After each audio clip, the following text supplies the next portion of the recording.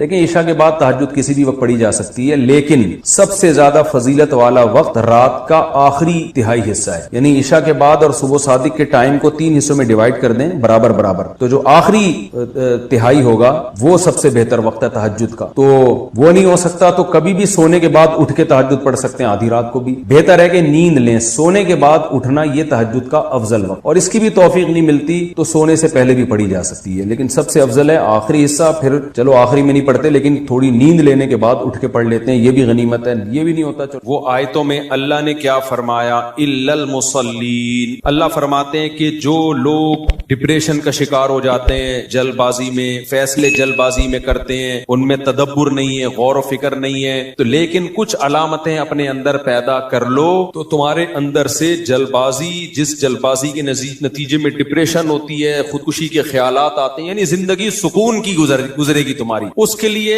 چند کام کرنے پڑیں گے۔ نمبر 1، نماز کی مکمل پابندی۔ آپ یقین کر لو جتنا ڈپریشن سے نماز بچاتی ہے نا کوئی چیز نہیں بچا، اسٹریس اور ڈپریشن کی 20 گولیاں ایک طرف، جس کا نماز میں دل لگ گیا نا بس اس کی زندگی مزے کی بن جاتی ہے، اور نماز میں دل نہ لگ رہا ہو نا کئی رکعتیں پڑھو ہمت کر کے، اصول بنا لو، جس کام میں دل نہیں لگتا نا وہ کام کرنا شروع کر دو دل لگے گا، اور پھر ڈبل لگنا شروع ہو جاتا ہے۔ میں بہت سی مثالیں دیتا ہوں نا، دوڑا نہیں جاتا چلنا شروع کرو، چلا نہیں جاتا ہلکا ہلکا چلو، اپنے نفس پہ بوجھ ڈالو۔ دیکھو یہ ٹینشن سے بچنا ایسی چیز ہے جو ٹینشن سے دور بھاگتا ہے نا ٹینشن اس کے پیچھے آتی ہے، اور جو ٹینشنیں پالتا ہے وہ ہمیشہ ٹینشن فری زندگی گزارتا ہے۔ وہ ٹینشن ہے جو جائز ٹینشن ہے، جو صحت کے لیے مفید ٹینشن ہے، ان کی بات کر رہا ہوں میں۔ تو جو لوگ آپ نے دیکھا ہوگا محنتی ہوتے ہیں، سارا دن کام کاج میں مشغول رہتے ہیں، وہ خوش ہوتے ہیں، ہے یا نہیں؟ گھروں میں جو دو طرح کی خواتین ہوتی ہیں، ایک پھوڑ، نہ کام نہ کاج، کچن گندا پڑا ہوا ہے، واش روم پیمپر بچے کے اتارے یوں پھینک دیے، آپ دیکھنا ان خواتین کی طبیعت میں چڑچڑاپن بہت ہوتا، جھنجھلانا، ذرا سے کوئی نصیحت کرو آگے سے جھنجھلا کے جواب، ہر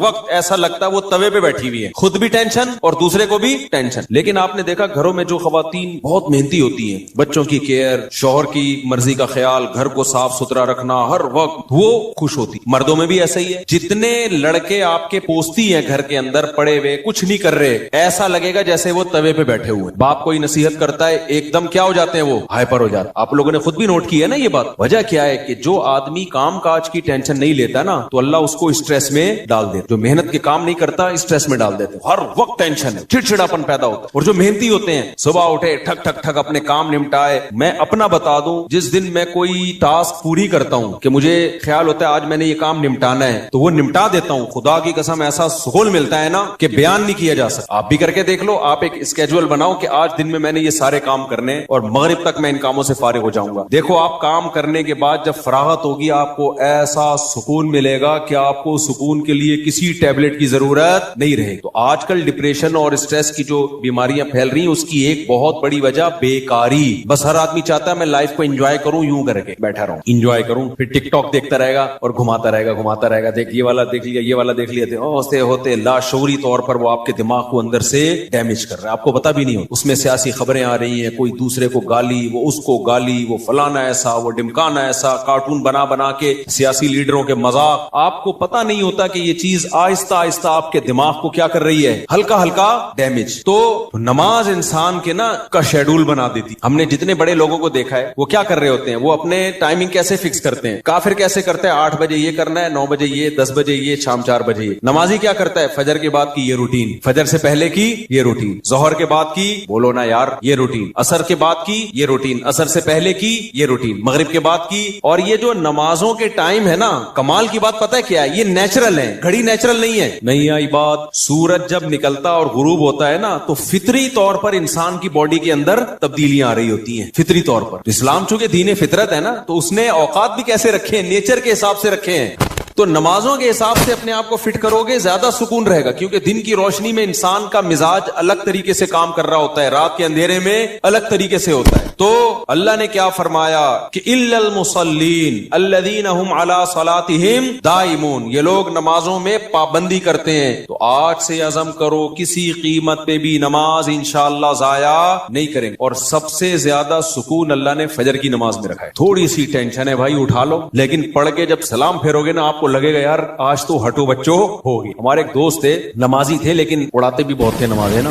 اب وہ بہت پرانی بات ہے, 15-20 سال پرانی بات, بالکل ینگ تھے تو نائٹ فال بھی ہو جاتا ہے جوان آدمی کو. ایک دن کیا ہوا, میں نے ان کو بولا بھائی آپ کو سفر میں حضر میں کہیں بھی یہ ہونا, آپ نے غسل کر کے نماز پڑھنا. وہ جاب کرتے تھے کسی کمپنی میں, انہوں نے کہا یار ادھر کہاں میں رات کو سوؤں اور نائٹ فال ہو جائے, کون غسل کرے گا, کیا ہے بھائی بڑی ٹینشن ہے یار. میں نے کہا یہ عزم کر لو کچھ بھی ہو آپ نے غسل کر کے نماز بولو پڑھنا, کچھ بھی ہو. پانی کا انتظام کیسے کرنا یہ آپ کا ہیڈک کرنا ہے. تو اللہ انہیں جزائے خیر دے, انہوں نے ہماری وصیت پر عمل کیا. ایک دن پھر انہوں نے بتایا کہ سردیاں تھیں, غسل فرض ہو گیا, صبح پریشان ہوں کہاں سے پانی لے کر آیا, کہیں جنگل منگل میں ہوگی کوئی پروجیکٹ ہوتا ہے نا, پانی لایا اور پھر کس طریقے سے میں نے بڑی ٹینشن میں سردی میں غسل کیا. کہتے ہیں خدا کی قسم اس کے بعد جو نماز پڑھی ہے, ان کے الفاظ ہیں, اتنا لطف اور اتنا مزہ آیا کہ اب میں آگے کہہ رہا ہوں ہٹو بچوں, یہ ہٹو بچوں ان کے نہیں تھے, یہ میرے اتنا مزہ آیا. تو انسان ٹینشن اٹھا کے جو کام کرتا ہے لطف اور مزہ بولو اسی میں ہے. چھٹی والے دن جب مزہ آتا ہے جب ورکنگ ڈیز کے بعد چھٹی آئے. روزانہ ہی اگر چھٹیاں ہوں تو مزہ آئے گا. ابے دیکھو سنڈے کو لوگوں کی چھٹی ہوتی ہے, ہم لوگ مدرسے میں تو جمعے کو ہوتی ہے. سنڈے کی چھٹی کا مزہ جب ہے جب منڈے کی چھٹی نہ ہو, اور ٹیوزڈے کی بھی نہ ہو, وینسڈے کی بھی نہ ہو, تھرسڈے کی بھی نہ ہو, فرائیڈے کی بھی نہ ہو, تب جا کے سنڈے کی چھٹی کا مزہ آتا ہے. لیکن اگر ہر دن سنڈے ہے تو پھر کوئی بھی دن سنڈے نہیں ہے. نہیں آئی نا, یہی تو مسئلہ ہے. تو کچھ کرنے کے بعد جب چھٹی ہوتی ہے تو مزہ ہو. چھٹی چل رہی ہے پاگل ہو جائے گا آدمی. ہمیں یاد ہے پورے سال میں نا مدرسے میں ہماری 2 مہینے کی چھٹیاں ہوتی تھی, اب بھی 2 مہینے کی ہوتی ہیں, لیکن طالب علمی کے دور میں تو بہت ٹف لائف تھی ہماری. پورا ہفتہ مدرسے میں رہنا پڑتا تھا ہمیں. ہم لوگ جمعرات کو عصر کی نماز کے بعد نکلتے تھے, چھٹی ہوتی تھی جمعرات. عصر کے بعد 1.5 سے 2 گھنٹے میں گھر پہنچے, رات ہو گئی, 1 ہفتے بعد پہنچے, اور اگلے دن عصر ہم نے مدرسے میں پڑھنی ہوتی تھی, چند گھنٹے کی چھٹی. یہ روٹین جب پورے سال ہوگی تو جب 2 مہینے کی چھٹیاں آنے والی ہوں گی تو خوشی سے کیا عالم ہوگا, کیا عالم ہوگا نا خوشی سے. تو ایسی خوشی ہوتی تھی یار ابھی 2 مہینے تک بالکل ہی ویلے ہونے والے ہم. اتنی خوشی ہوتی تھی کہ 1 مہینہ پہلے سے خوشی میں نیند اڑ جاتی تھی کہ چھٹی آنے والی. لیکن اس روٹین کے بعد, لیکن اگر یہ روٹین کے بعد وہ 2 مہینے کی چھٹی نہ آتی بلکہ چھٹی کے بعد چھٹی آتی تو سوائے اسٹریس اور ڈپریشن کے کچھ بھی حاصل بولو نہیں ہوتا. یہ میں پوری تقریر آپ کو سمجھانے کے لیے کر رہا ہوں کہ اپنے آپ کو پریشانیوں میں یعنی ورک کی ٹینشن میں, کاموں کی ٹینشنوں میں ڈالو گے تو سکون ملے گا, اور اگر صرف سکون کی خاطر فارغ رہنا سیکھو گے تو سکون نہیں ملے گا. سکون ہمیشہ کام کے لوگوں کو ملتا ہے, خوش رہتے ہیں, بھاگتے دوڑتے لوگ ہمیشہ خوش رہتے ہیں. اور جو پڑے ہوئے ادھر گٹر کے ڈھکن پہ بیٹھ گئے, گپے مارنا شروع کر دی جیسے کراچی کے لونڈے لپاڑے کرتے ہیں, یہی ہو رہا ہے. بیٹھے تو اٹھ ہی نہیں رہے, نہ نماز کے ٹائم پہ اٹھ کے جا رہے ہیں, کچھ بھی نہیں, بیٹھے ہیں. آپ کیا کر رہے ہیں, 5 سے 1 پیک نکال کے ادھر پھینکی, پھر اٹھ کے گھر گیا, وہاں تھوڑی سی ابا سے صلواتیں سنی, سو رہا ہے تو پھر ٹک ٹاک پہ لگ گیا, لگے پوری رات گزر گئی, پھر اپنی مرضی سے سو گیا, پھر اٹھ گیا, پھر جب سوتے سوتے تھک گیا تو اٹھ گیا, تھک گیا تو کیا ہو گیا, اٹھ گیا. اب کیا کریں, وہی کریں جو کل کیا تھا, دوبارہ سے اسی ڈھکن پہ جا کے بیٹھو. ہو سکتا ہے 2-4 بے وقوف ابھی بھی وہیں بیٹھے ہوئے, پھر دوبارہ ڈھکن پہ جا. گٹر کے ڈھکن تو جو چوری ہونے سے بچ گئے ہیں نا, وہ یہی والے ڈھکن ہیں جن پہ لوگ آ کے بیٹھ, باقی تو سارے چوری ہو گئے. اب حضرت مفتی تقی عثمانی صاحب کی عمر ماشاءاللہ کافی ہو گئی ہے, لیکن صحت عمر کے لحاظ سے بہت اچھی, حالانکہ اتنی بزی اور اتنی ٹف لائف گزاری ہے انہوں نے. 8 گھنٹے مطالعہ کا معمول رہا ہے ایک دور میں, لیکن ہم جب بھی حضرت سے ملتے ہیں حضرت خوش طبع ہیں. تو حضرت بہت خوش مزاج ہیں, حالانکہ اتنا مصروف آدمی تو دیکھنے میں لگتا ہے خوش مزاج ہو ہی نہیں سکتا. جتنے میں نے دیکھے نا مصروف, میرے شیخ حضرت مفتی رشید احمد صاحب بہت بزی رہتے تھے. حضرت تو اتنے بزی تھے, حضرت فرماتے تھے کہ اپنی زندگی کا شیڈول ایسا بنانا چاہیے کہ ایک بوتل میں پانی بھرا ہوا ہے, بوتل میں کیا ہے, پانی بھرا, اور ڈھکن لگا دیا آپ نے. اب اس میں ایک قطرہ پانی جب جائے گا جب پرانا ایک قطرہ نکلے گا. بات سمجھ میں آ رہی ہے, ایک قطرے کی بھی جگہ نہیں ہے. ایک قطرہ جب اس میں جائے گا جب ایک قطرہ پہلے سے اس میں نکالا جائے گا. تو فرمایا اگر یہ قطرہ زیادہ قیمتی ہے تو پرانے قطرے کو نکالو, اس قطرے کو ڈالو. یہ قطرہ پرانے قطرے سے زیادہ قیمتی نہیں ہے تو اسی کو رہنے دو, لیکن ہوگا ریپلیس ہی ہوگا, نیا آئے گا پرانا نکلے گا. فرماتے تھے کہ اپنی زندگی, اپنے جو 24 گھنٹے کے اوقات کو اس طرح سے بوتل میں پانی کی طرح بھر دو کہ اب آپ کوئی اگر کام کرنا چاہتے ہو تو پرانا کوئی کام ڈسٹرب ہوگا تو پھر نیا کام ہوگا. نہیں آئی بات میرا خیال. جیسے ابھی جو روٹین چل رہی ہے نا پبلک کی, وہی کیا چل رہی ہے, کوئی بھی نیا کام کرنا چاہیں تو کر سکتے ہیں کیونکہ پرانا کوئی کام کوئی کر ہی نہیں رہے. 10 کام مزید شروع کر سکتے ہیں کیونکہ فارغ ہی فارغ ہیں. جبکہ ہمارے حضرت کا کیا تھا کہ حضرت نے اگر کوئی نیا کام کرنا ہے نا, کوئی بھی, جیسے کسی کتاب کا مطالعہ کرنا ہے تو پہلے سے جو کام ہو رہا ہے نا اس کا ناغہ کرنا پڑے, تو پھر اس میں کمپیئر کیا جائے گا کہ پرانا کام زیادہ قیمتی ہے یا نیا کام. یعنی کاموں کا حرج تو ہوگا کیونکہ 24 گھنٹے مصروف ہیں تو کام کا حرج تو ہوگا, لہذا نئے کام کے لیے ٹائم نہیں ہے. نیا کام اس میں جب داخل ہوگا جب نیا پرانے سے بھی زیادہ امپورٹنٹ ہوگا. مثال کے طور پر 24 گھنٹے آپ کا ایک اسکیجول ہے, ایک شیڈول ہے. اب نیا کام کیا ہے آپ کی بچی بیمار ہے, ایمرجنسی میں ہاسپٹل لے کے جانا ہے, لیکن آپ کا وہ مطالعے کا ٹائم ہے یا ورزش کا ٹائم ہے یا اور کوئی بزی یا اس جاب کا ٹائم ہے, تو اب آپ کیا کرو گے بھائی؟ نقصان تو ہوگا, آفس کا ناغا تو ہوگا, لیکن اب یہ کام ان تمام کاموں سے زیادہ اہم, بچی کی جان تو بچانی ہے نا, یا اپنی جان ہو یا بچی کی جان ہو, تو اس طرح سے ہونا چاہیے. آپ کہہ سکتے ہیں لو بھائی یہ تو زندگی کا مزہ ہی کرکرا ہو جائے گا, 24 گھنٹے اپنے آپ کو ایسا بزی بنا کے رکھو, یہ تو انسان نہیں, یہ تو گدھا ہو گیا نا. میں سمجھا پا رہا ہوں اپنی بات جو میں بیان کر رہا ہوں, مجھے لگ رہا ہے آپ کے چہروں سے ایسا لگ رہا ہے کہ شاید میں سمجھا نہیں پا رہا. بھائی آپ کہیں گے کہ ہمیں اپنے آپ کو خوش رہنے کے لیے, شریعت پہ چلنے کے لیے 24 گھنٹے ہمیں اپنے آپ کو کیا رکھنا ہے؟ بزی رکھنا ہے. تو یہ تو انسان نہیں, یہ کیا ہو گیا بھائی؟ گدھا. تو گٹر کا ڈھکن کہاں گیا اس میں؟ تو زندگی کا مزہ ہی کرکرے ہو گئے. تو دیکھو 24 گھنٹے بزی رکھنے کا مطلب یہ نہیں ہے کہ مطالعے میں, پڑھائی میں اور ہر وقت ایسے کاموں میں جس سے تھکاوٹ ہی ہو, بلکہ اس میں تفریح بھی, وہ بھی ضروری کاموں میں داخل ہے. دوستوں سے کبھی کبھار بیٹھ کے گپ شپ بھی ان ضروری کاموں میں, کیونکہ دماغ کو فریش رکھنے کے لیے ضروری ہے کہ کبھی کبھار گٹر کے ڈھکن پہ جا کے بیٹھا کرے, تھوڑا ابے تبے کے ماحول میں دوست احباب سے بات چیت کر لیا کرے, تھوڑا سا ریلیکس رہے گا اور سوسائٹی میں ان رہے گا. کیونکہ جو بالکل سوسائٹی سے کٹ کے بالکل ہی پپو بن جاتے ہیں نا, وہ دنیا میں کسی کام کے نہیں رہتے, وہ کسی کام کے نہیں رہتے دنیا میں. لیکن اس کا ایک ٹائم ہو. میں اپنے دوستوں میں ایسے لوگوں کو جانتا ہوں, ہمارے ساتھ گپ شپ تھی ان کی گپ شپ بھی ٹائم سے ہوتی تھی. اس وقت وہ ہم آج وہ بہت بڑے عہدوں پہ پہنچے ہوئے ہیں. چند دن پہلے ایک کا فون بھی آیا کہ آپ وہی طارق مسعود ہو جو ہمارے ساتھ کھیلا کرتے تھے, گپ شپ تھی. میں نے کہا آج کل کیا وہ بہت بڑا آفیسر بن چکا ہے, وہ نام نہیں بتاؤں گا میں, بہت بڑی فلم بن گیا بھائی وہ. لیکن اس کی روٹین کیا تھی مجھے یاد ہے. اس کی روٹین یہ تھی کہ بیٹھے ہیں نا دوست اب تھڑے پر, چل رہا ہے, ٹائم دیکھا یار 1 گھنٹہ ہو گیا بس, یا آدھا گھنٹہ ہو گیا, کہتے میرا اسٹڈی ٹائم شروع ہو گیا. اتنے نیک بچے کراچی میں پائے نہیں جاتے, لیکن وہ تھا. یہ بات کر رہا ہوں جب ہم 16-17 سال کے تھے, اس وقت گپے مار رہے ہیں. ایسے بھی نہیں ہے کہ گپ شپ ہی نہ ہو دوستوں کے ساتھ, یہ بھی نہیں ہے. اور یہ بھی نہیں ہے کہ بیٹھے ہیں تو بیٹھے ہی ہیں, نا. اس نے ٹائم ایک بنایا ہوا تھا, گھر کا ماحول ایسا تھا نا, تو اب آ کے بیٹھے ابھی گپ شپ شروع کر دیا, اور بھائی ہی باتیں, کرکٹ ہم ساتھ کھیلا کرتے تھے, کرکٹ کی باتیں چل رہی ہیں, گپ شپ ہو رہی ہے. یار میرا اسٹڈی ٹائم شروع ہو رہا ہے, میں جا رہا ہوں. ہم کہتے تھے یار عجیب انسان ہے بھائی, اتنا نیک آدمی. تو یہ ہے کہ یہ نہیں کہ آپ نے دوستوں کی محفلیں بالکل چھوڑ دی, گپ شپ بالکل چھوڑ دی, کھیل کود بالکل چھوڑ دیا, لیکن اس کو بھی اپنے شیڈول کا حصہ بنانا ہے. اس کو بھی جتنا ٹائم بنتا ہے اتنا دینا ہے. اب ہو یہ رہا ہے کہ کوئی پلاننگ نہیں ہے, کوئی روٹین نہیں ہے, تو ہم اپنی زندگی اپنی مرضی سے نہیں چلا رہے, ہمیں کوئی اور چلا رہا ہے. اور پتہ ہے کون ہے اس کو پیار سے؟ شیطان کا. ہمیں کون چلا رہا ہے؟ شیطان بتاتا ہے اب اڑ جا, کیونکہ سو کے اب تو تھک گیا ہے, تو ہم کہتے ہیں چلو بھائی اب اڑ جاتے. شیطان بتاتا ہے کہ دوبارہ سو جا. اتوار کو لوگ کیا کرتے ہیں چھٹی والے دن 12 بجے سو کے اٹھیں گے, اس کے بعد حلوہ پوری,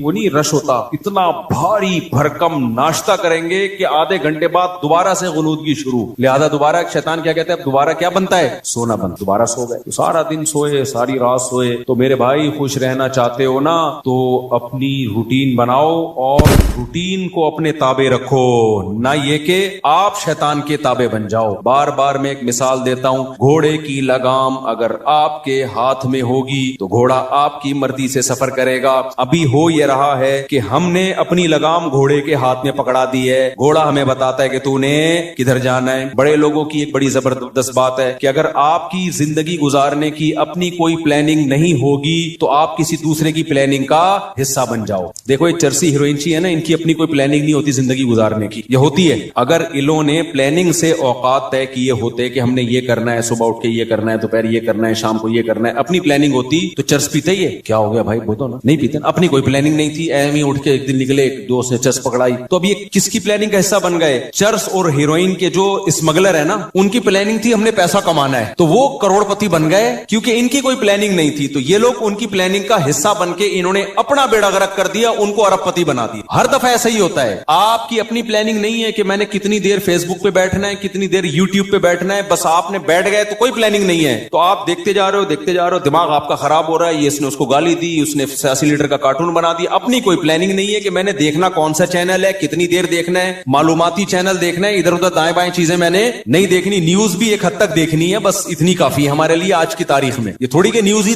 سنتے چلے جاؤ, کیا تحقیق کرنی ہے آج میں نے, اگر نہیں ہے نا تو آپ دیکھتے چلے جاؤ گے. اور جو یوٹیوبرز یا فیس بکیے یا ٹک ٹاکرز ہیں, ان کی پلاننگ تھی کہ ہم نے ویوز بڑھا کے پیسہ کمانا ہے, تو آپ جیسے بے وقوف ان کی پلاننگ کا حصہ, آپ کا نقصان, اور وہ کروڑپتی بن رہے. نہیں آئی بات, میرا خیال ہے دیکھو یوٹیوبرز ویورز کے لیے کیا کرتے ہیں, فلانے مولوی نے, مفتی طارق مسعود نے آج انجینئر کے پرخچے اڑا دیے, حالانکہ میں نے کہیں نہیں ایسے اڑائے ہوتے. وہ ایک دم وہ لگائے گا نا ایک وہ تھمبنیل پہ, ابے تمہیں کیا کرنا ہے پرخچے اڑائے کہ نہیں اڑائے. تمہیں کسی مسئلے کی تحقیق کرنی ہے, کسی خاص مسئلے کی, تو تم اس مسئلے کو دیکھو. یار مفتی طارق مسعود نے اس مسئلے طلاق کے مسئلے کی تحقیق کرنی ہے, یا اور کوئی مسئلہ, یار اس پہ میں سرچ کر رہا ہوں, مجھے ضرورت ہے, یا یہ کاروبار حلال ہے یا نہیں ہے, میں ڈراپ شپنگ کرتا ہوں, اب ڈراپ شپنگ کا حلال, چلو مفتی طارق مسعود ڈراپ شپنگ لکھ کے سرچ کرو. یہ آپ کی پلاننگ ہوگی, اس میں آپ کو فائدہ ہوگا. لیکن ہو کیا رہا ہے, یوٹیوبر اٹریکٹ کرنے کے لیے تھمبنیل پہ عنوان لگائے گا, مفتی طارق مسعود دوبارہ جہلم. کل ایسے ہی ہوا, میرے سامنے آتا ہے, میں نہیں دیکھتا کہ یار میں, حالانکہ میں دیکھ سکتا ہوں نا کہ کیا کہا ہے بھائی اس نے. کل ایک میرے سامنے سے ویڈیو گزری, اس پہ لکھا مفتی طارق مسعود دوبارہ جہلم پہنچ گئے. میں کراچی میں بیٹھ کے دیکھ رہا ہوں, میرا بھی دل چاہ رہا تھا نا میں کلک کروں. کیا خیال ہے یار میرے بارے میں جھوٹ کیوں بولا, کیا بولا, میں نہیں کیا کلک. میں نے کہا وہ بے وقوف ہے, ہم تھوڑی بے وقوف ہیں بھائی, ہمیں پتا ہے جھوٹ ہے. جھوٹ آگے ہو سکتا ہے اندر جو مضمون ہو وہ یہ ہو کہ جانا چاہ رہے تھے لیکن نہیں گئے, ہو سکتا ہے یہ لکھا ہوا اس نے, یہ لکھا ہوا ہو, لیکن سچ لکھا ہے, جھوٹ لکھا ہے, میں کیا کروں گا, میرا تو ٹائم ویسٹ ہوگا نا, میں کام کی چیز دیکھوں نا. لیکن میں نے ویوز دیکھے, پبلک کا رجحان دیکھنے کے لیے, پتہ نہیں کتنے ویوز آئے ہوئے تھے اس پہ, اور جا کے لے کے کمنٹس میں گالیاں دی ہوں گی لوگوں نے کہ بھائی کیا کر رہا ہے, جھوٹ کیوں بول رہا ہے. لیکن آپ کی جب اپنی کوئی پلاننگ نہیں ہوتی تو آپ دوسروں کی پلاننگ کا حصہ بن جاتے. اب یوٹیوبر کی پلاننگ تھی ویوز کے ذریعے پیسے کمانے, اس کو پتا ہے ایسا عنوان لگائیں گے تو دھڑا دھڑ ویوز آئیں گے, آپ کا ٹائم ویسٹ ہو رہا ہے. آپ نے جب دیکھا پہنچے تو ہیں نہیں, ٹھیک ہے نا, ایسی جھوٹ بولا ہوا اس نے, اس کے پیسے بن رہے ہیں اور آپ کا ٹائم ویسٹ, اور آپ ڈپریشن میں, پھر زبان گندی کر کے گالیاں کمنٹس میں الگ. تو ان تمام چیزوں کا آپ کو کچھ بھی حاصل نہیں ہوا, اس لیے کہ آپ کی پہلے سے کوئی پلاننگ تھی نہیں کہ کیا چیز دیکھنے کی ہے اور کیا چیز دیکھنے کی نہیں, آپ کی تھی نہیں. بس آپ نے جا کے, تو اصول یاد رکھو, آپ کی اپنا لائف اسٹائل نہیں ہوگا تو آپ ہمیشہ دوسرے کے لائف کا حصہ بن جاؤ, اس کی ترقی کا حصہ بن جاؤ گے. کیونکہ دیکھو شیطان ہر وقت پلاننگ میں لگا ہوا ہے. یا تو ہوتا نا شیطان بھی پلاننگ نہ کر رہا ہوتا, ہم بھی پلاننگ نہ کرتے, تو نہ ہمیں کوئی نقصان ہوتا, نہ شیطان کو کوئی فائدہ ہوتا, نہ ہمیں فائدہ ہوتا نہ نقصان ہوتا. لیکن ہو یہ رہا ہے کہ ہم اگر پلاننگ نہیں کرتے تو ہماری پلاننگ کون کر دیتا ہے, شیطان. اس نے بنا کے بیٹھا ہوتا ہے, فارغ ترین آدمی ہے, تو اس کو بھی اس کام میں لگاؤ, ٹھیک ہے نا. تو یہ بہت اہم بات ہے. تو اپنے جو لائف اسٹائل کو چینج کریں, ان میں اس کی معمولات کی ابتدا کہاں سے ہوگی, نماز سے. سمجھتے ہوگے نہیں سمجھتے, ابتدا کہاں سے ہوگی یار, سب سے پہلے کیا کرنا ہے, نماز ٹھیک کرنی. اب شیطان دوسرا حملہ کرے گا آپ کے اوپر. شیطان سے بڑی فلم اس کائنات میں پیدا نہیں ہوئی. شیطان کہے گا ٹھیک ہے پہلے نماز تو شروع کر لے, پھر باقی چیزیں چرس بات میں چھوڑ دینا. اور یہ جو گٹر کے ڈھکن پر پوری رات بیٹھا رہتا ہے, یا انٹرنیٹ پر 6 گھنٹے بیٹھا رہتا ہے, ہر وقت ٹک ٹاک پہ بیٹھا رہتا ہے, یہ اگلے اسٹیپ میں پہلے نماز, تو نہ نماز صحیح ہوگی نہ اگلا اسٹیپ شروع ہوگا. یہ ایسا ہی ہے جیسے ہم کہتے تھے ہفتے کے دن سے ہم پڑھائی شروع کریں گے, 1 جنوری اگلے سال کی 1 جنوری سے. وہ 1 جنوری کبھی آتی ہے یا 1 محرم کبھی آتا ہے, وہ کبھی بھی نہیں آئے. جب جنوری آئے گی نا, آپ بولو کہ اسلامی سال سے کروں نا, 1 محرم سے کروں گا, میں مسلمان ہوں, میں انگریز تھوڑی ہوں. نہ وہ 1 محرم کبھی آئے گا نہ وہ 1 جنوری. حافظوں کو نا پہلا پارا بہت پکا یاد ہوتا ہے, پتہ ہے کیوں, حافظوں کو جوش اٹھتا ہے یار کچا ہوتا جا رہا ہے, دوبارہ سے یاد کرو. پہلے پارے سے شروع کرتے ہیں, اس کے بعد جوش ٹھنڈا ہو جاتا ہے, پھر بھولنا شروع کر دیتے ہیں, پھر ناغے کرتے ہیں, پھر کئی دنوں کے بعد خیال ہوتا ہے یار قرآن بھولتا جا رہا ہوں, دوبارہ شروع کرو, پھر پہلا پارا. تو پہلا پکا ہو جاتا ہے, باقی سارا ایسے کہ ایسے ہی رہے. تو اس لیے پلاننگ میں یہ ہو کہ سب سے پہلے نماز کو مضبوط کرنا ہے, لیکن یہ نہ ہو کہ جب تک نماز ٹھیک نہیں ہوگی باقی چیزیں ٹھیک نہیں ہیں. سب چیزوں کو ایک ساتھ ٹھیک کرنا ہے, سمجھ رہے ہو. جس نے یہ کیا نا پہلے یہ پھر وہ, تو نہ یہ ہوگا اور نہ وہ ہو. اور ہر کام میں ایکسیلنسی پیدا کرنے کی کوشش تو کرنا ہے, لیکن اگر نہ ہو تو اس کام کو چھوڑنا نہیں ہے, گرتے پڑتے کرنا ہے. آپ نے نیت کر لی, جیسے نمازی بننا چاہتے ہو نا, تو نیت کرنی پڑے گی میں 40 دن تکبیر اولا سے نماز پڑھوں گا, ایک نماز بھی میں 40 دن تک تکبیر اولا سے نہیں چھوڑوں. یہ ہے ایکسیلنسی. لیکن اب کیا ہوگا, 2-4 دن کے بعد تھوڑا جوش ہلکا ہوا, ایک دن تکبیر تحریمہ کا ناغہ ہو گیا, تکبیر اولا کا ناغہ ہو گیا, یہ نماز کا ناغہ ہو گیا. شیطان کہے گا تیرے بس کا نہیں ہے, اب نہیں ہو سکتا. شیطان سے بولو میں نے ریکارڈ تو بنانا ہی نہیں ہے بھائی, ہو گیا نا دوبارہ سے شروع کر دوں میں, کیا خیال ہے. کیونکہ یہ انسان کے ساتھ ہوتا ہے, بہت مشکل ہے بھائی بالکل ایک دم سے ایکوریٹ ہو جانا. گرتے پڑتے ہی لوگ اللہ کی طرف جاتے ہیں. اگر سارے ایک دم سیدھے چلنا شروع ہو جاتے تو یہ حدیث پھر کیوں ہوتی. نبی صلی اللہ علیہ وسلم نے فرمایا, اللہ تعالیٰ فرماتے ہیں من تقرب الی شبرا تقربت الیہ باعا, جو ایک بالش میری طرف طرف چل کے آتا ہے میں ایک ہاتھ اس کی طرف چل کے جاتا ہوں, اور جو میری طرف چل کے آتا ہے اتیتہ ہرولا, میں اس کی طرف دوڑ کے جاتا ہوں. یہ حدیث ہے ہی یہ سمجھانے کے لیے کہ آپ پہل تو کرو, آنا تو شروع ہو, گرتے پڑتے ہی آؤ. کچھ آپ کرو گے, کچھ کون کرے گا, کچھ اللہ کرے. تو کیا کرنا ہے بھائی, اپنے شیڈول کو, اپنے اسکیجول کو تبدیل کرنے کے لیے سب سے پہلے ابتدا کہاں سے کرنی ہے, نماز سے. بھائی اب زندگی میں نماز کبھی بھی نہیں چھوٹے گی. اب نماز میں اپنے آپ کو پابند کرنے کے لیے چند چیزیں. سب سے پہلا کام کیا کرنا ہے, ایک دم سے قضاء عمری شروع نہ کرو, زیادہ بوجھ ہو جائے. قضاء عمری تو پڑھنا لازم ہے, لیکن پہلے تھوڑا سا اپنے آپ کو ادا نمازوں کا عادی بنا لو. 40 دن تو بناؤ نا کم از کم عادی, پھر اس کے بعد قضاء عمری شروع کرو. ایک دم سے زیادہ بوجھ آ گیا تو نہ ادھر کے رہو گے نہ ادھر کے رہو گے. ایک دم سے نا ایک دم امام مہدی بننے کی کوشش کرتے ہیں لوگ, ایسے ایک دم صوفی بنے گا, جا رہا ہے قضاء عمری بھی چل رہی ہے ساتھ ساتھ, آج لگتا ہے کہ بس یہ کہاں پہنچ گیا ہے. وہ بخار ہوتا ہے, چند دنوں میں وہ کافور ہو جاتا ہے, اڑ جاتا ہے. تو نماز کا عادی بنانے کے لیے کرنا کیا ہے, اپنے اوپر کوئی جرمانہ رکھ, سزا رکھ. بھائی مجھ سے اگر فجر کی نماز چھوٹ گئی تو اس دن ناشتہ, بولو ناشتہ اسی دن ہوگا جس دن فجر کی نماز ہو. سزا دو اپنے آپ. حکیم اختر صاحب رحمہ اللہ تعالی فرمایا کرتے تھے, یہ کتنی بڑی بے غیرتی ہے کہ اللہ نے کہا تھا نماز پڑھو فجر کی, آپ اللہ کا حکم آپ سے اتنا سا پورا نہیں ہوا اور صبح پراٹھے کھانے کے لیے ناشتے پہ بیٹھ جائے. کتنی بڑی بے غیرتی ہے نا, کہ اللہ کی نعمتوں سے تو پھوڑنے کے لیے آ جاتے ہیں, بس جو اللہ نے کام لگایا وہ ہو نہیں رہا. تو غیرت کا تقاضا بھی ہے, فجر گئی تو ناشتہ بھی گیا. اے اللہ اب ہمارے منہ سے تو نوالا اترے گا نہیں. کتنا مزہ آتا ہے صبح ناشتہ کرنے میں نا, آپ کو نہیں آتا, مجھے تو بہت آتا ہے. خیر کتنا لطف ملتا ہے جب بھوک لگ رہی ہو اور انسان مزے کا ناشتہ کرے. تو یہ اللہ ہم سے کام بہت کم لیتا ہے, نعمتیں ہمیں بہت زیادہ دیتا ہے, اور اس فجر پڑھنے میں بھی ہمارا ہی فائدہ ہے, سکون ہمیں ہی مل رہا ہے, صحت بھی اچھی ہوتی ہے, جلدی اٹھنے میں آکسیجن ملتی ہے. اور صبح کی جو دھوپ ہے نا, یہ جو ٹھنڈی دھوپ ہوتی ہے صبح کی, سرخ دھوپ, یہ وائٹامن ڈی بہت تیزی سے بڑھاتی ہے باڈی میں لگی. دھوپ ویسے بھی وٹامن ڈی بڑھاتی ہے چاہے دوپہر کی دھوپ ہی ہو, لیکن جب سورج سرخ ہوتا ہے یہ والی دھوپ بہت زیادہ آپ کی باڈی کو مضبوط کرتی ہے, ہڈیوں کو مضبوط کرتی ہے. تو ہمارا ہی فائدہ اس میں. تو اپنے آپ کو نماز کا پابند بنانے کے لیے کیا کرنا ہے بھائی, فجر چھوٹ گئی ناشتہ گیا, ظہر چھوٹ گئی تو کچھ پیسے رکھ لو. ہر آدمی اپنے حساب سے پیسے رکھے کہ اتنے پیسے میں. اب میں یہ نہیں کہوں گا کہ ظہر چھوٹ گئی تو لنچ بھی گیا, کیونکہ سزا اتنی دے انسان جتنی افورڈ کر پائے, ورنہ ہوگا یہ کہ آپ نہ سزا پہ عمل کرو گے نہ نماز. بہت زیادہ سزا دینا بھی ٹھیک نہیں ہے. اب مثال کے طور پر آپ نے کہا کہ فجر گئی تو میں اپنی گردن ہی اڑا دوں گا, تو کون اڑائے گا بھائی, خام خب وہ بات کرو نا جو پاسبل ہے. یا فجر ہو گئی تو اپنے آپ کو سگریٹ, فجر گئی تو سگریٹ سے جلاؤں گا اپنے آپ, تو سزا اتنی جو افورڈ. یا فجر گئی تو 10 لاکھ روپے صدقہ کروں گا, ایسا نہیں ہوتا, نہ 10 لاکھ صدقہ کرے گا بھائی, اتنا نیک ہوتا تو پڑھی نہ لیتا. تو سزا اتنی ہونی چاہیے جو اتنی ہلکی بھی نہ ہو کہ کوئی تکلیف ہی نہ ہو, اور اتنی بھاری بھی نہ ہو کہ سزا ہی نہ دی جا سکے. وہ ہر آدمی خود فیصلہ کرے اپنے بارے میں. تو اور نبی صلی اللہ علیہ وسلم نے ارشاد فرمایا, دیکھو اسلام میں جتنی فضیلت نماز کی ہے کسی حکم کی اتنی فضیلت نہیں ہے. آپ صلی اللہ علیہ وسلم نے فرمایا, دیکھو قیامت کے دن جب اللہ کا دربار لگے گا, ہم دنیا میں جب کوئی بڑی مجلس ہوتی ہے تو ایسی محفل میں جہاں کوئی حاکم وزیر اعظم آیا ہوا ہو, ہر ایک کی کوشش ہوتی ہے آگے. ڈاکٹر ذاکر نائک کا جب پروگرام, کتنے لوگ یار ہمیں آگے سیٹ مل جائے, ہمیں آگے سیٹ مل جائے. یہ تو کچھ بھی نہیں ہے بھائی,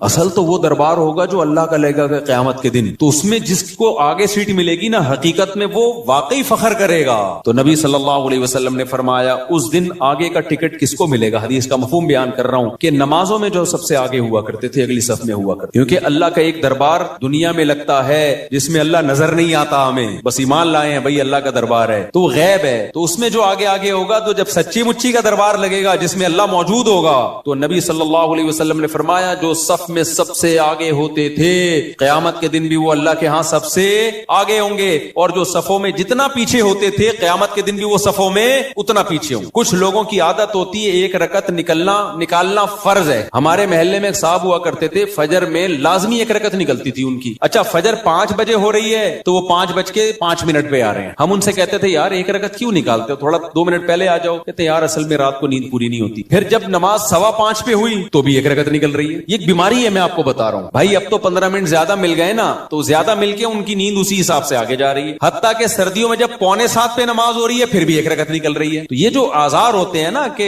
یوں ہو رہا ہے بھائی، جس نے پڑھنی ہوتی ہے وہ آ جاتا ہے، نہیں پڑھنی ہوتی، جس کی ایک رکعت نکلنی ہے وہ ایک ہی نکلتی رہے گی قیامت تک، جس کی دونوں رکعت نکلنی ہے، اتحیات والے بھی ہوتے ہیں، اتحیات میں آ رہے ہوتے ہیں، وہ ہمیشہ آپ دیکھنا اتحیات میں ہی ہوں گے، اور کچھ ایسے ہوتے ہیں جماعت ہی پوری نکلتی ہے ان، وہ ہمیشہ سلام پھیرنے کے بعد تشریف لا رہے ہوں گے، بولے گا بے یار یہ کیا ہو، تو اور کچھ ایسے ہیں جنہوں نے پڑھنی نہیں ہے۔ تو جب میں اور آپ کوشش کریں گے نماز کی پابندی کی، تو بھائی تکبیر اولا کی پابندی کے ساتھ صف اول میں، کہ نبی کی جو بشارتیں آپ صلی اللہ علیہ وسلم نے صف اول کے لیے دی ہیں وہ دوسری صف کے لیے اور آخری صف کے لیے نہیں ہے۔ آپ صلی اللہ علیہ وسلم نے فرمایا لوگوں کو اگر پتا چل جائے کہ صف اول میں کتنا ثواب ملتا ہے تو اتنی لڑائیاں ہوں کہ قرآن اندازی کی نوبت آئے، پورا محلہ، وہ جو اجر ملے گا نا قیامت کے دن، جو پروٹوکول ملے گا اللہ کے دربار میں، وہ لوگ اپنی آنکھوں سے دیکھ لینا، وہ قیامت کا منظر اللہ دکھا دیں کہ صف اول والے آج کہاں ہیں۔ تو نبی نے فرمایا محلے والوں میں جھگڑا ہوگا، ہر آدمی کہے گا تیرے باپ کی سیٹ ہے جو آگے پہلے سے بیٹھا ہوا ہے، صحیح ہے نا، ہر آدمی جھگڑا کرے گا، ابے تیرے باپ کی جگہ ہے جو میں بیٹھوں گا یہاں پہ، وہ کہے گا میں بیٹھوں گا،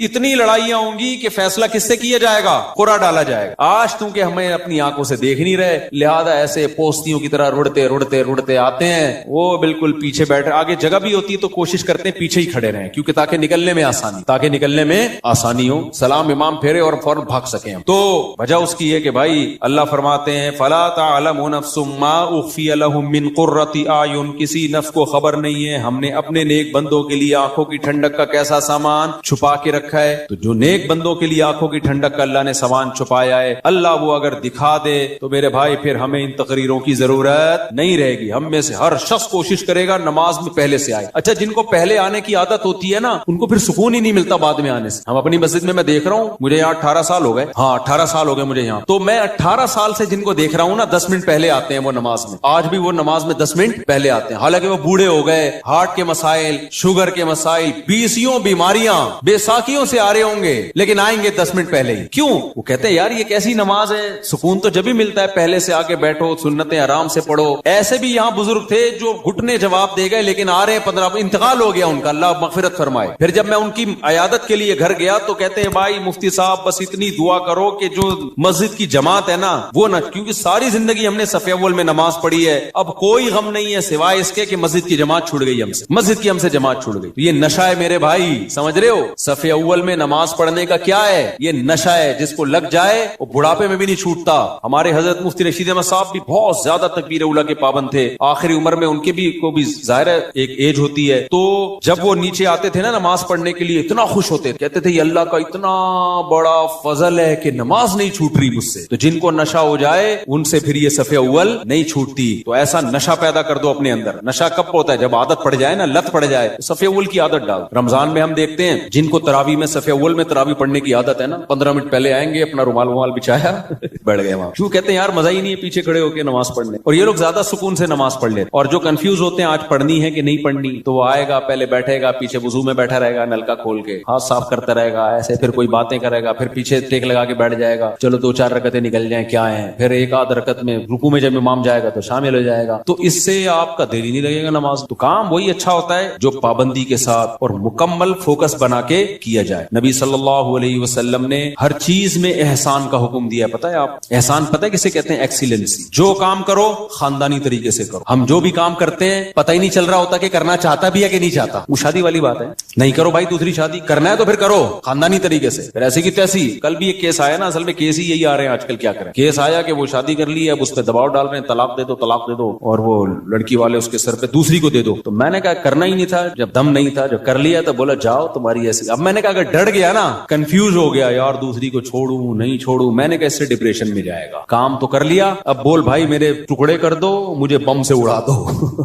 میں نے کہا اس میں سکون ملے گا، میں نے کہا دیکھو میں تمہیں سمجھا رہا ہوں سکون مل رہا ہے نا، کہتے ہیں ہاں مل رہا ہے۔ میں نے کہا اس سے مطلب یہ سکون اسی میں ہے، ہو گیا ایسے کی تیسی۔ ہم لوگ بولیں گے 2 نمبر ہے، بولے ہم 2 نمبر، لوگ بولیں گے برا آدمی، بولے ہم ہیں، ہم کب کام بہت نیک آدمی۔ تو جو بھی کام ایکسیلنسی کے ساتھ ہوتا ہے، صحابہ کرام جب نماز پڑھا کرتے تھے کتنے خشوع و خضوع سے پڑھا کرتے تھے، تبھی نمازوں میں ان کو مزہ آتا تھا۔ ہم نماز پڑھ رہے ہوتے ہیں، مسجد کی طرف آ رہے ہوتے ہیں ایسے جیسے قبر سے مردے کو اکھاڑا جا رہا ہے، بستر سے ایسے اٹھتے ہیں، مسجد میں ایسے آتے ہیں جیسے پولیس جیل کی طرف لے کے جا رہی ہے، پھر وہاں بیٹھے ہوتے ہیں بار بار کبھی یوں کر کے دیکھ رہے ہیں, کبھی پیچھے مڑ مڑ کے امام کو دیکھ رہے ہیں کہ آ کیوں نہیں رہا. بھائی تمیز سے منہ نیچے کرے بیٹھ جاؤ, 30 سیکنڈ لیٹ ہو جائے گی نا نماز زیادہ سے زیادہ, پھر سلام کے بعد فوراً ایک دم نا ایسے جیسے توے پہ بٹھایا ہوا ہے ہلنا شروع ہو جائے گا کہ اٹھوں کیسے میں یہاں سے. سکون سے. نبی صلی اللہ علیہ وسلم نے فرمایا جتنی دیر انسان نماز کے انتظار میں ہوتا ہے اللہ کی ہاں اتنی دیر نماز ہی کی حالت میں ہوتا ہے, اس کو نماز کا ثواب ملتا رہتا ہے, اس کو نماز کا ثواب ملتا رہتا ہے. اور جتنی دور سے چل کے آئے گا, آپ صلی اللہ علیہ وسلم نے فرمایا ہر قدم پہ اللہ ایک نیکی دیں گے اور ایک گناہ اس کا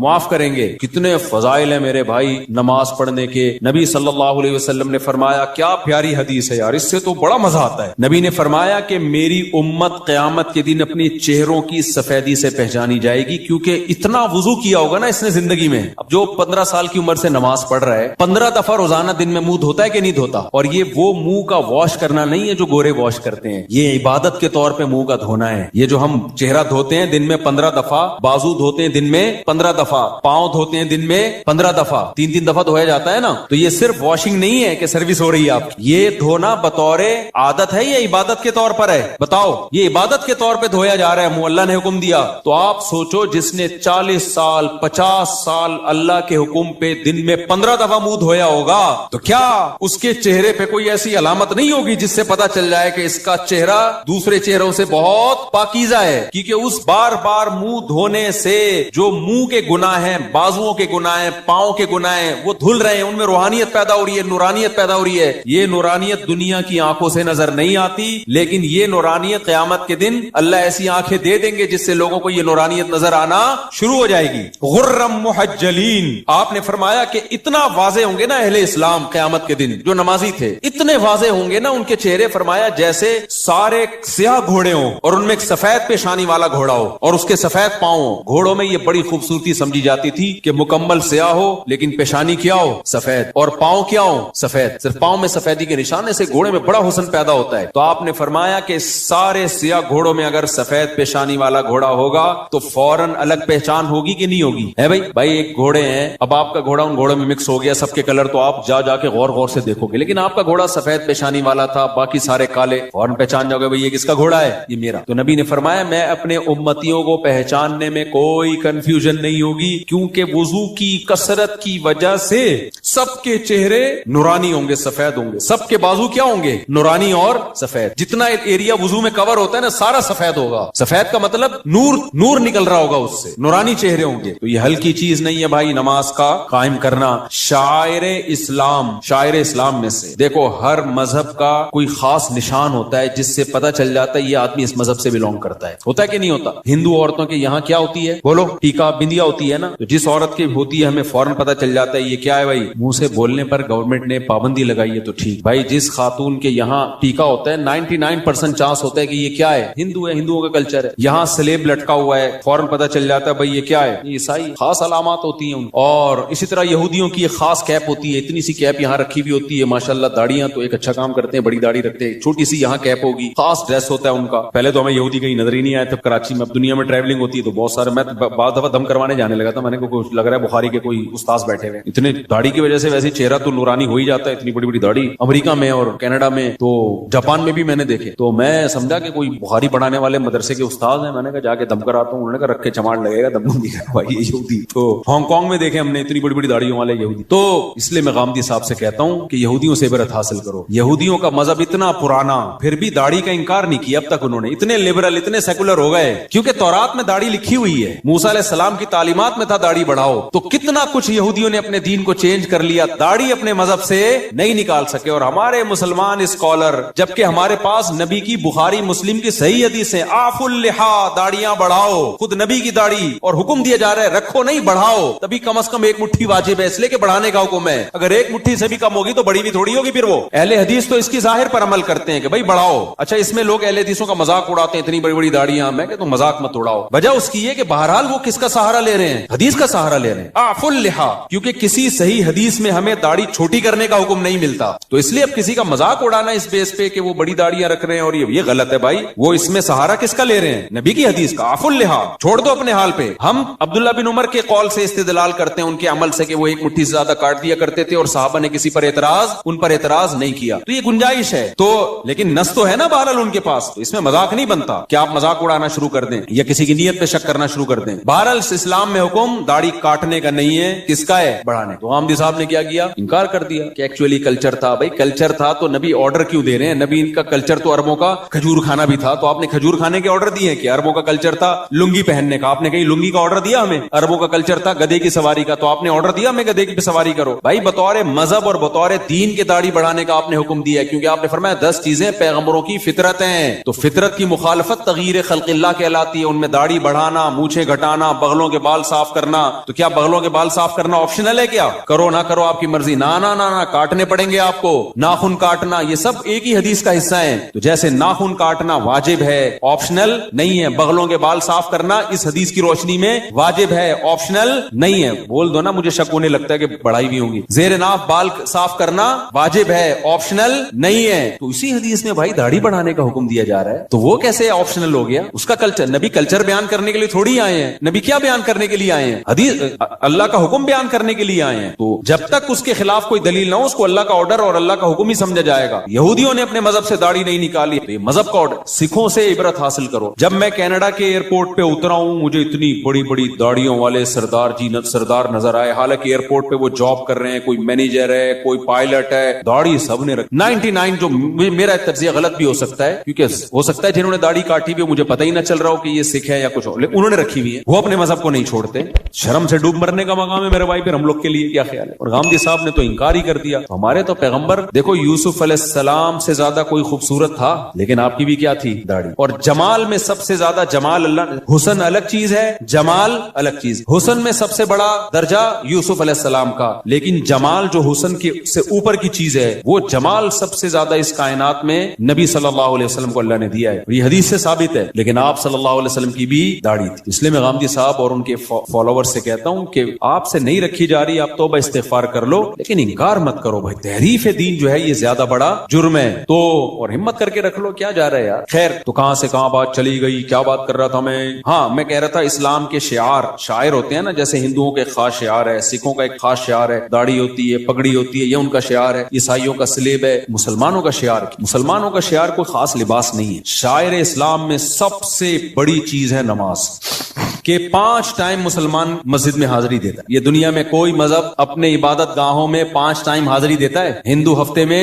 1 بار, باقی انہوں نے چھوٹے چھوٹے بھگوان گھر میں ہی رکھے ہوئے ہیں, صحیح ہے نا, وہ ان کی روزانہ عبادت کریں, صبح شام کریں, یہ ان کا ہیڈک ہے. لیکن واحد ایک اسلام مذہب ہے جو آپ کو عبادت خانے میں کتنی دفعہ بلاتا ہے؟ 5 بار. تو مسلمان اپنی روٹین میں 5 ٹائم, تو یہ 5 ٹائم ایسی چیز ہے عبادت جو چھپنے والی نہیں ہے. آپ کسی غیر مسلم کے ساتھ رہو گے, اس کو 1-2 دن میں پتا چل جائے گا بھائی ان کے تو 5 ٹائم اوقات ہیں, تو ہر تھوڑی دیر کے بعد ان کو نماز کے لیے جانا ہوتا ہے. تو یہ شاعر ہے, اس سے پتا چلے گا کہ آپ مسلمان ہو یا کافر ہو. صحابہ کے دور میں اسی سے پتا چلتا تھا. دیکھو نبی صلی اللہ علیہ وسلم نے جب دعوت دی نا عرب کے قبائل کو, تو بہت سے قبائل مسلمان ہو گئے, بہت سے مسلمان نہیں ہوئے, تو پھر آپ نے جہاد شروع کیا. تو حدیث میں آتا ہے, کیونکہ کوئی معاہدہ تو تھا نہیں نا, جنگ تھی, تو آپ صلی اللہ علیہ وسلم لشکر لے کے جاتے, اس علاقے کے قریب پڑاؤ ڈالتے کہ ابھی ہم نے اس پہ حملہ کرنا ہے. تو دیکھتے کہ فجر کی اذان کی آواز آتی ہے کہ نہیں آتی. اگر فجر کی اذان کی آواز آئی, اس کا مطلب یہ کیا ہے؟ مسلمان. چھوڑ دو, اذان کی آواز نہیں آئی بھائی, یہ اسلام قبول ہی نہیں کی. تو اذان اور نماز, یہی وجہ ہے کہ صحابی رسول کہتے ہیں کہ نبی کے دور میں نا بدترین سے بدترین منافق, جس کا سب کو پتا ہوتا تھا کہ یہ کمبخت اندر سے کافر ہے, صرف فیور لینے کے لیے مسلمان ہے, کمبخت, وہ بھی جماعت کی نماز میں آتا تھا. کیونکہ اگر وہ نماز میں نہیں آتا نا, تو مسلمان سمجھتے کہ یہ کمبخت ابھی, یہ تو اس نے شو کر دیا کہ میں کافر ہوں. تو ایمان اور کفر کا فرق نماز سے سمجھا جاتا. تو آج توحید کے بعد جس حکم کی سب سے زیادہ دھجیاں اڑائی جا رہی ہیں, وہ کون سا حکم ہے؟ وہ نماز ہے. میں بار بار قرآن کی آیت پیش کرتا ہوں نا, کہ